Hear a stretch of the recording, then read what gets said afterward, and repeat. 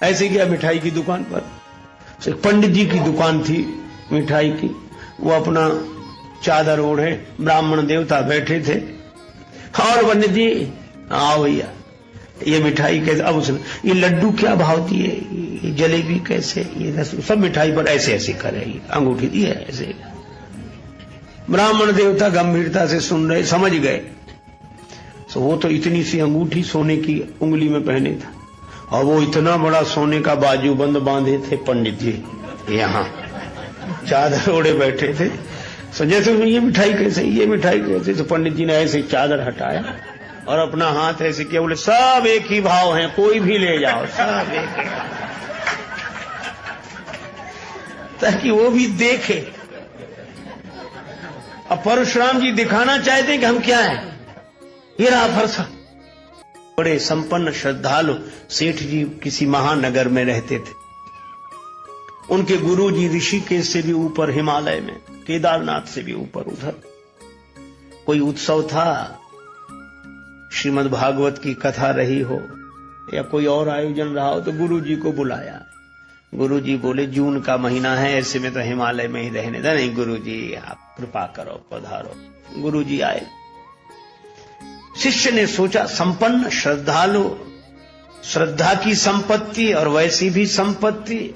गुरुजी आए, गुरुजी को कष्ट ना हो इसलिए गुरुजी बोले कहां ठहरे, बहुत गर्मी, हम तो हिमालय से आए। बोला ठहरो गुरुजी। उसने कहा, सेठ बोले कमरा धुलवाओ। सेठ जी ने कहा कमरा धुलवाओ। कमरा धुलवा दिया गया। पानी भरवाओ। गुरुजी बोले बस नहीं महाराज आप थोड़ा ठहरो। पानी भरवा दिया, मेज रखवा दी, बर्फ की सिल्लियां रखवा दी, बीच में गुरुजी का तखत, ऊपर पंखा। गुरुजी बोले वाह वाह क्या बात है, सेवा तो ऐसी है, बहुत तुम्हारी बड़ी श्रद्धा सराहनीय है। श्रद्धा के अनुसार तुमने द्रव्य का सदुपयोग किया और तुमको बहुत बहुत आशीर्वाद। सेठ जी का मुनीम था, वो भी बड़ा अभिभूत था कि देखो गुरु जी की सेवा ऐसे करनी चाहिए। लेकिन सोचा मैं तो गरीब हूं, पैसा नहीं है मेरे पास। लेकिन उसने मन ही मन निश्चय किया कि मैं लाख गरीब सही, लेकिन चाहे कर्ज हो जाए, पर मेरे गुरु जी आएंगे तो मैं भी ऐसी ही सेवा करूंगा। भाव तो अच्छा था, पर समझ ठीक नहीं थी, गड़बड़ी हो गई। सेठ जी के गुरु जी आए थे जून में, मुनीम के गुरु जी आए जनवरी में। वो तो वैसे ही कांपते आ रहे थे। गुरु जी बोले कहां ठहरे? चेला बोला थोड़ा कमरा धुलवाओ। गुरु जी ने कहा ये क्या? गुरु जी आप मत बोलो, चाहे हम लाख गरीब सही, कर्ज हो जाए, पर सेवा वैसी करेंगे जैसी सेठ जी ने की थी। अब बोलो कमरा धुलवाने तक तो गनीमत थी। बोला पानी भरवाओ, बर्फ रखवाओ, पंखा चलवाओ। अब बोलो ऐसे में गुरु जी रह जाएं रात भर, तो सवेरे उठेंगे तो उठ के उठाना पड़ेगा। तो सेवा श्रद्धा ठीक, लेकिन समय, क्योंकि हम सब समय के हाथ में हैं। पर एक बात मैं आपसे कहूं, हम सब समय के हाथ में हैं, पर हनुमान जी समय के हाथ में नहीं है, हनुमान जी के हाथ में समय है। हनुमान जी के हाथ में समय, समय माने काल और काल माने वज्र, तो हाथ वज्र का यही अर्थ लेना चाहिए कि हनुमान जी काल के हाथ में नहीं है, काल हनुमान जी के हाथ में है। और जब काल जिसके हाथ में हुआ है, काल को भी नष्ट कर सकता है। और इसीलिए हनुमान जी ने, एक महात्मा तो कह रहे थे कि हनुमान जी ने जब लड़ने लगे युद्ध में, कवितावली में वर्णन है, बिरझोड़न मारुत को बिरुदैत जो काल हो काल सो बूझ ही परे। हनुमान जी काल के काल दिखाई दे रहे हैं। और शंकर जी से कहा, शंकर जी ने कहा पार्वती देख रही हो लड़ाई?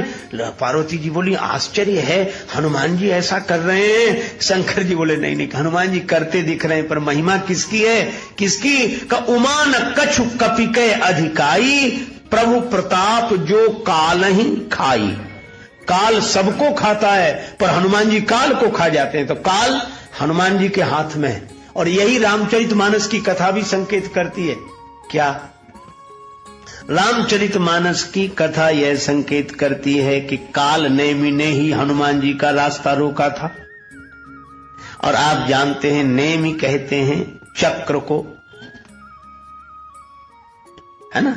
नेमि माने चक्र, और काल माने समय, तो काल नेमि माने काल चक्र, समय का चक्र चलता रहता है। सुबह होती है, शाम होती है, जिंदगी यूं ही तमाम होती है। ये काल चक्र चलता रहता है। कल भी शाम आई थी, आज भी आई, कल भी नहीं रही, आज भी नहीं रहेगी। फिर सवेरा होगा, फिर दोपहर, फिर शाम, फिर सुबह, फिर दोपहर, फिर शाम, फिर रात। ये काल चक्र ये सबके जीवन में आता है, सबके मार्ग में आता है। कालनेम ने हनुमान जी का रास्ता रोका। रावण गया कालनेम के पास कि तुम तैयार हो जाओ। कालनेम बोला क्या करना है? का रास्ता रोकना होगा। मैं तैयार हूं। किसका रास्ता रोकना? रावण बोला हनुमान जी का। कालनेम बोला ये नाम सुना हुआ लगता है, पहले भी सुना है। रावण बोला हाँ सुना होगा, वो पहले भी आ चुके हैं। कालनेम थोड़ी देर रुक कर बोला ये वही बंदर तो नहीं है जिसने लंका जलाई थी? रावण बोला हाँ हाँ वही वही। वाह तुम पहचान गए, बड़े समझदार, ठीक पहचाना तुमने। कालनेम बोला मैं नहीं जाऊंगा। रावण बोला क्यों नहीं जाओगे? मैं तुम्हें जाते हुए देखना चाहता हूं। कालनेम बोला ठीक है चले जाएंगे, पर जाते हुए तो देख लोगे, लेकिन लौटकर आते हुए नहीं देख पाओगे। गए तो गए। तुम इतने बड़े बलवान होकर उसका रास्ता नहीं रोक सकते? कालनेम ने कहा एक बात बताओ, जिस दिन उस बंदर ने लंका जलाई थी आप कहीं बाहर गांव गए थे? लंका में नहीं थे। आप रोक सके रास्ता? तुम अपने गांव में घर में नहीं रोक सके उसका रास्ता, और हम जंगल में उसका रास्ता रोक लेंगे? देखत तुम्हें नगर जही जा रहा, तास पंथ को रोक नहीं पा रहा, कौन रोक सकता है? रावण बोला जाओ। कालनेम कहा जा रहा है। गया। अच्छा आप विचार करो, कालनेमी कली, कली कलियुग ही कालनेमी है, काल चक्र है। कालनेमी कली कपट निधानो, नाम सुमति समरथ हनुमानो। हनुमान जी क्या कहा गया? सुमति समरथ, इसीलिए कुमति निवार सुमति के संगी। और यहां कालनेम ने रास्ता रोका। क्या किया? बाबा जी बन गया, आश्रम बना लिया, मंदिर बना लिया, बगीचा बना लिया, बड़ा बढ़िया मंदिर बनाया, बड़ा बढ़िया आश्रम, बड़ी बढ़िया बगीचा, बहुत सुंदर सरोवर। खुद बन गया बाबा जी। है कालनेम में ये रूप बदल कर आता है। कलयुग भी ऐसे ही रूप बदल के आता है, ये रूप बदल के आता है। हनुमान जी को भी धोखा हुआ कि अगर ये साधु ना हो तो इतना बढ़िया मंदिर बनाता, इतना बढ़िया बगीचा। देखो भगवान की कृपा है। अरे कृपा नहीं, अभी पता लगेगा। वो तो मकरी ने पांव पकड़ा, हनुमान जी ने लात मारी। अच्छा ये देखो हनुमान जी जैसे ही पहुंचे और कालनेम ने जो देखा तो अब लगा वो कथा कहने। अब वेश से तो बन गया वो, पर कथा कभी कही होती तो कहता, न कही होती, कहीं सुनी होती तो कुछ अंदाज से काम चलाता। पर लंका में न कथा कही जाती थी न सुनी जाती थी, वहां से तो कथावाचक भगा दिए जाते थे। गोस्वामी जी ने लिखा, तेई बहुविध त्रासई देश निकासई, जो कहे वेद पुराना। जो वेद पुराण की चर्चा करे उनको डरा धमका के नगर से निकाल दिया जाता था। और कालनेम ने कथा शुरू की घबराहट में, तो न मंगलाचरण न भगवान का नाम, और कथा भी न बालकांड न अयोध्या न अरण्य न किष्किंधा न सुंदर। कथा सीधे शुरू हुई लंका कांड से, और कथा शुरू हुई रावण के नाम से, होत महारण रावण राम ही, और कथा सीधे लड़ाई से ही शुरू हुई।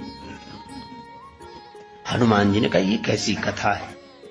कालनेमी संभल गया, जीती ही राम न संशय या मई, राम जी जीतेंगे। हनुमान जी आए और हनुमान जी को प्यास लगाई कि बड़ी जोर की प्यास लग रही है।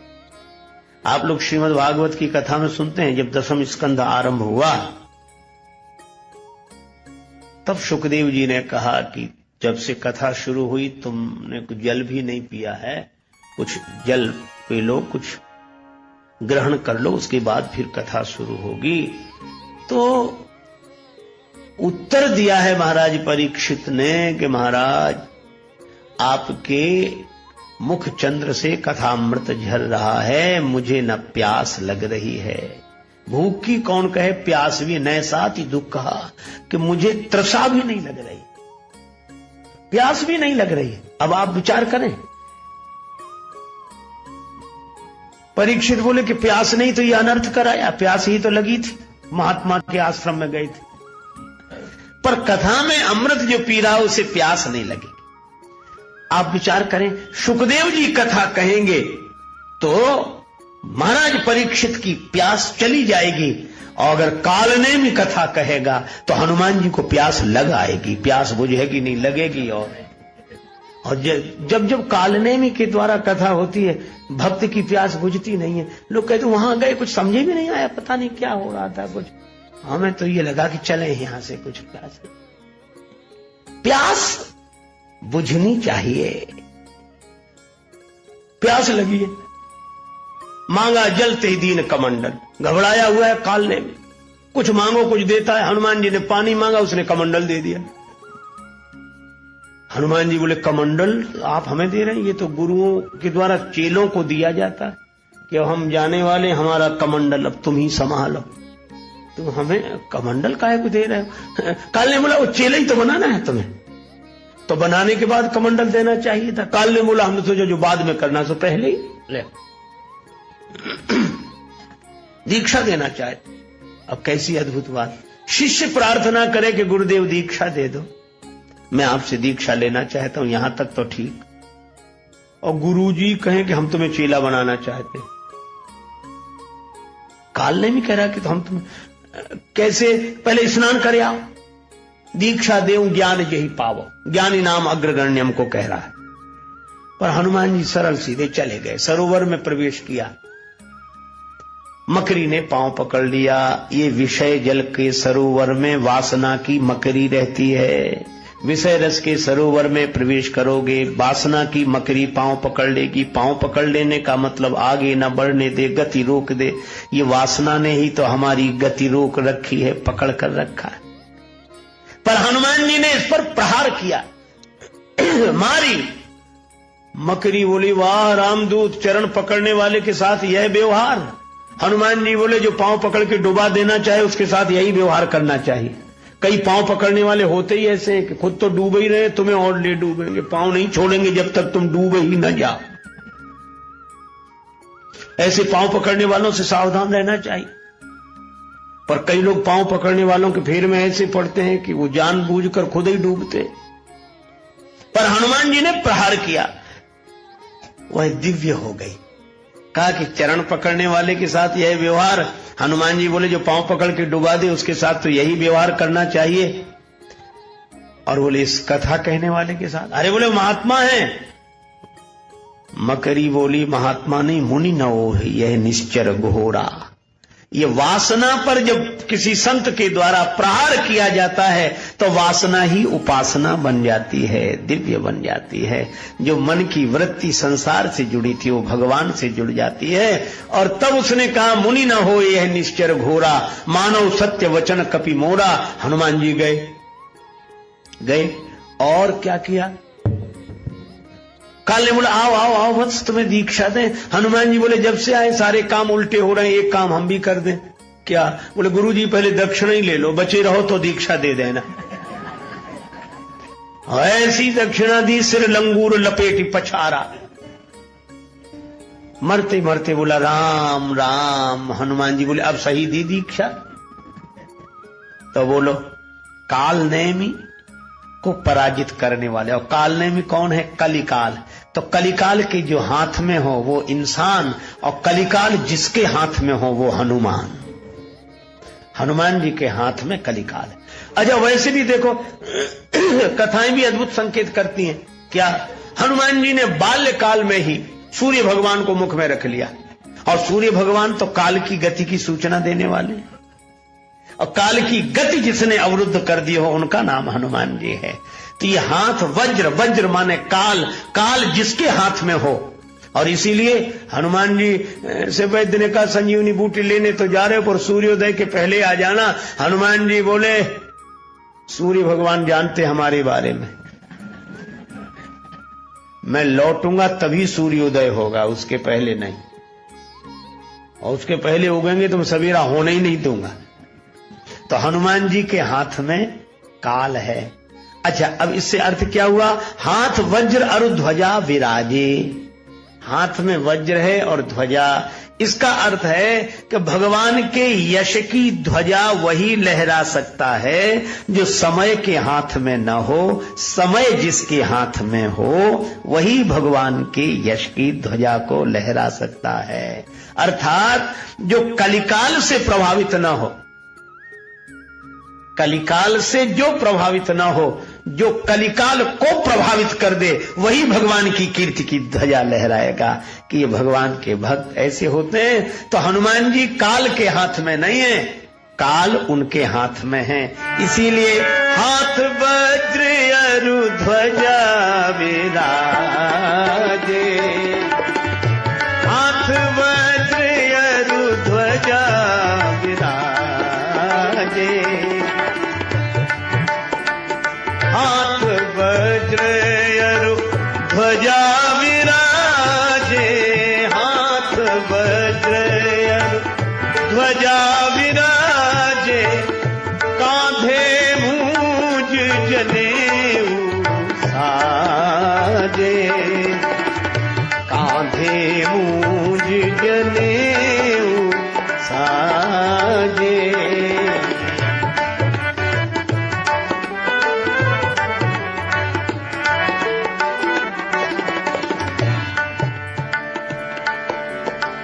कांधे मूंज जनेऊ साजे, कांधे मूंज जनेऊ साजे।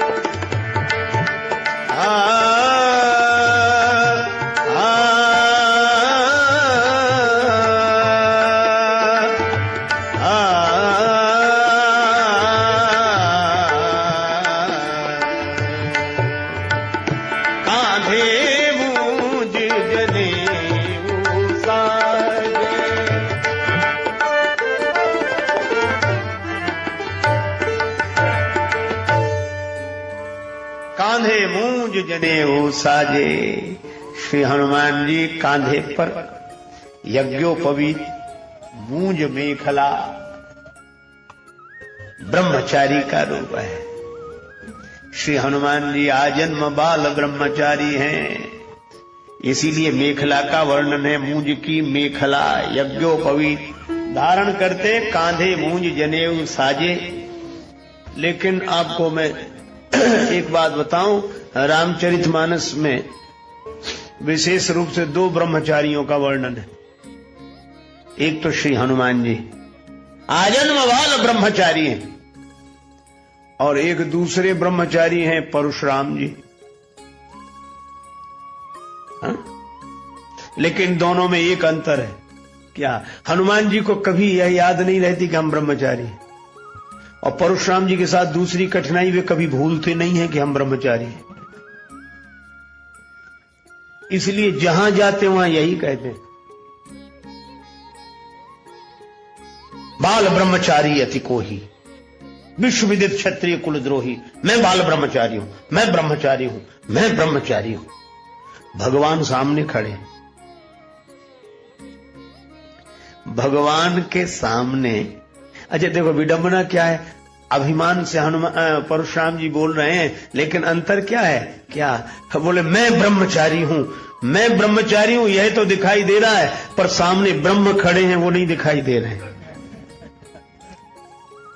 अरे आप तो ब्रह्मचारी हो, पर सामने तो राम ब्रह्म व्यापक जग जाना, ब्रह्म सामने ही खड़े हैं श्री राम जी, पर ब्रह्मचारी। और लक्ष्मण जी परवाह नहीं करते, और बोले क्या? बोले चितय परस की ओरा, रेसठ सुने स्वभाव न मोरा। फरसे की तरफ देखा, देखो तूने मेरा स्वभाव नहीं सुना है। फरसे की तरफ क्यों देख रहे थे? ताकि लक्ष्मण जी भी उधर देखें। कुछ लोगों की आदत होती, जिधर दिखाना चाहते हैं तो बात करेंगे सामने वाले से, देखेंगे उधर ताकि वो भी उधर देखे। एक आदमी को सोने की अंगूठी मिल गई, क्षुद्र प्रकृति का आदमी था, पहली बार सोने की कीमती अंगूठी मिली। सो जिससे भी बात करता था वो अंगूठी आगे करके रखता। और भाई साहब क्या हाल है, आप ठीक है? बहुत दिन में मिले, बहुत बड़े। लोग कहते अजीब आदमी है। अरे मुझे बोली उंगली ऐसे ऐसे करने का क्या मतलब, देख लें लोग। ऐसे गया मिठाई की दुकान पर, पंडित जी की दुकान थी मिठाई की, वो अपना चादर ओढ़े, ब्राह्मण देवता बैठे थे। और पंडित जी आओ भैया, ये मिठाई कैसे, अब उसने ये लड्डू क्या भावती है, ये जलेबी कैसे, ये सब मिठाई पर ऐसे ऐसे कर रही, अंगूठी दी है ऐसे। ब्राह्मण देवता गंभीरता से सुन रहे, समझ गए। तो वो तो इतनी सी अंगूठी सोने की उंगली में पहने था, और वो इतना बड़ा सोने का बाजूबंद बांधे थे पंडित जी, यहाँ चादर ओढ़े बैठे थे। तो जैसे ये मिठाई कैसे, ये मिठाई कैसे, तो पंडित जी ने ऐसे चादर हटाया और अपना हाथ ऐसे किया, बोले सब एक ही भाव हैं, कोई भी ले जाओ, सब एक ही, ताकि वो भी देखे। अब परशुराम जी दिखाना चाहते हैं कि हम क्या हैं, ये रहा फरसा, तो फरसे की तरफ देखे ताकि लक्ष्मण जी भी देखे। बोले चितय परसु की ओरा, रेसट सुने स्वभाव न मोरा। तुमने मेरा स्वभाव नहीं देखा है, अभी सुना ही नहीं होगा। लक्ष्मण जी ने देखा फरसे की तरफ, नहीं देखा तो दिखाने लगे। दूसरी पंक्ति में गोस्वामी जी क्या संकेत करते हैं, लक्ष्मण जी से सीधे ही बोले परसु विलोक महीप कुमारा, मेरा फरसा देखो, ये देखो मेरा फरसा। लक्ष्मण जी बोले हाँ हाँ देख रहे हैं। फरसा देखकर तुम डरे नहीं? लक्ष्मण जी बोले अच्छा रहा कि हमने फरसा नहीं देखा। क्यों? फरसा देखते तो लड़ाई हो ही जाती। क्यों हो जाती? तो मुझे वीर नहीं समझ रहे हो क्या? लक्ष्मण जी बोले आप केवल फरसा थोड़े ही लिए हैं, एक और धारे धनु, एक और धारे बाण, एक और परसु सुधारे तेज तायो है, एक और शूल, एक और लौह वर्म झूल, एक और तोमर त्रिशूल लटकायो है। बिंदु कवि धन्य भृगुवंशज मुनीस तुम्हें संत वेश में विचित्र रूपक लखायो है। मैंने जानो को कुशल कारीगर है, जनकपुरी में शस्त्र बेचिवे को आयो है। हमने वीर समझे। अब तो बड़ा क्रोध आया, मेरा फरसे का अपमान, फरसे। लक्ष्मण जी ने कहा कि देखो महाराज, अगर आप ब्रह्मचारी कह रहे हो, बाल ब्रह्मचारी अति को ही, तो ब्रह्मचारी का चिन्ह फरसा नहीं है। फिर बोले आप अपने को कहते रहे हो ब्रह्मचारी और दिखा रहे हो फरसा, और ब्रह्मचारी का चिन्ह क्या है? लक्ष्मण जी बोले वो मैंने देखा, इसीलिए नहीं झगड़ा किया आपसे। क्या देखा तुमने? बड़ा सुंदर संकेत है। लक्ष्मण जी बोले भृगुसुत समुझी जनेऊ बिलोकी, जो कछु कहाऊं सहाऊं रिस रोकी। मैं आपको भृगुवंशी ब्राह्मण ब्रह्मचारी के रूप में देखकर, और ब्रह्मचारी का जो चिन्ह है वह देख रहा हूं। का ब्रह्मचारी का चिन्ह क्या है? बोले यज्ञोपवीत जनेऊ, वह देख रहा हूं मैं, फरसा नहीं देख रहा हूं। जनेऊ देखकर ही श्रद्धा होती है, फरसा देखकर तो लड़ने का मन होता है। तो ब्रह्मचारी का मुख्य चिन्ह क्या है? यज्ञोपवीत। और यज्ञोपवीत पर ब्रह्मचारी को गर्व होना चाहिए कि मैं यज्ञोपवीत धारी हूं। इसलिए तुलसीदास जी कहते हैं कि ब्रह्मचारी तो दो, लेकिन एक ब्रह्मचारी ने अपना चिन्ह फरसा मान लिया। लेकिन हमारे हनुमान जी ऐसे ब्रह्मचारी हैं कि इनका चिन्ह क्या है? कांधे मूंज जने साजे, कांधे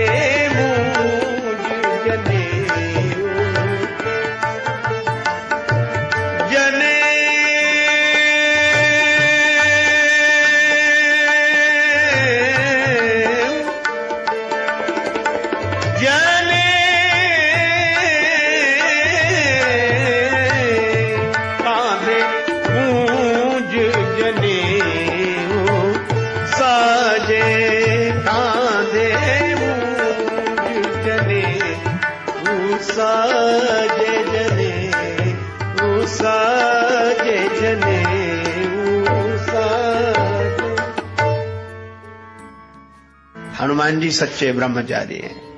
क्यों? क्योंकि परशुराम जी ब्रह्मचारी होने का अभिमान रखते हैं। मैं गलत सही नहीं कह रहा हूं, किसी की निंदा करना मेरा उद्देश्य नहीं है, आपको भटकाना भी मेरा उद्देश्य नहीं है, पर मैं यह कहता हूं कि परशुराम जी भगवान हैं। हनुमान जी तो भक्त ही हैं, पर परशुराम जी तो भगवान के अवतार हैं। पर यह लीला है, लीला को बार बार ऐसे समझना चाहिए जैसे मां किसी बच्चे को चलना सिखाती है तो उसकी उंगली पकड़कर पीछे पीछे चलती है, कहती बेटा आ, सीधा बढ़ा, सीधा सीधा आगे आ जा। बच्चे से कहती सीधा चलो, मां उल्टा चल रही, तो क्या मां को सीधा चलना नहीं आता है? आता है, लेकिन वह उल्टा चलने की लीला इसलिए करती है ताकि उसका बालक सीधा चलना सीख जाए। तो परशुराम जी जैसे अवतार कोटि के महापुरुषों में अगर यह अभिमान का उल्टा चलना दिखाई दे तो ये उनका दोष नहीं मानना चाहिए। होश में रहकर वे तो भगवान हैं ऐसा जानकर वे तो केवल इसलिए उल्टा चलने की लीला कर रहे हैं ताकि हम लोग सीधा चलना सीख जाएं। इतनी ही प्रेरणा लेनी चाहिए।